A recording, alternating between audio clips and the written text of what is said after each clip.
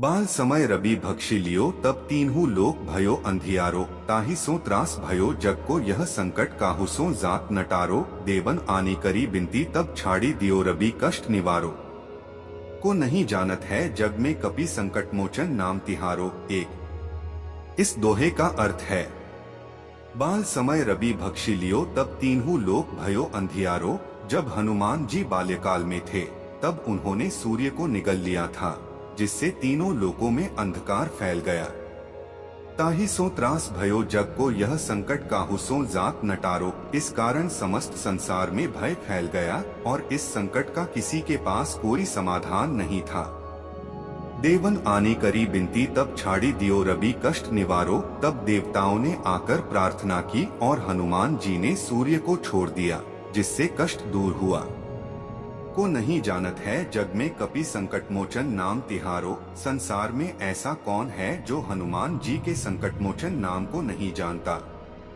यह दोहा हनुमान जी की शक्ति और उनकी संकटों को दूर करने की क्षमता को दर्शाता है।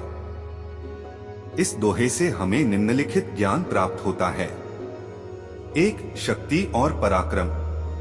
हनुमान जी की अपार शक्ति और पराक्रम का वर्णन होता है। यह दर्शाता है कि बचपन में ही उनकी शक्ति इतनी प्रबल थी कि उन्होंने सूर्य को निगल लिया था। दो, समस्या समाधान। यह दोहा बताता है कि जब कोई बड़ी समस्या आती है तो उसका समाधान करने के लिए हमें दैवीय सहायता प्राप्त हो सकती है। देवताओं ने हनुमान जी से प्रार्थना की और उन्होंने संकट को दूर किया। तीन, विनम्रता और सहानुभूति। हनुमान जी ने देवताओं की प्रार्थना सुनकर सूर्य को छोड़ दिया। इससे हमें यह शिक्षा मिलती है कि हमें दूसरों की परेशानियों को समझना चाहिए और उनकी मदद करनी चाहिए। चार, भक्तों की रक्षा।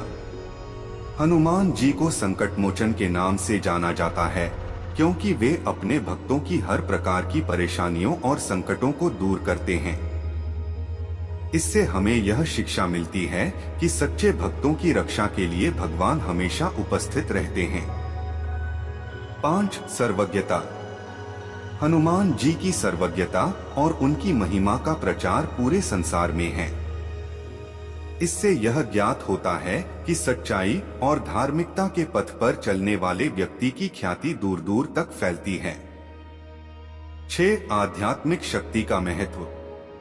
यह दोहा यह भी सिखाता है कि आध्यात्मिक शक्ति भौतिक शक्ति से अधिक महत्वपूर्ण और प्रभावी होती है।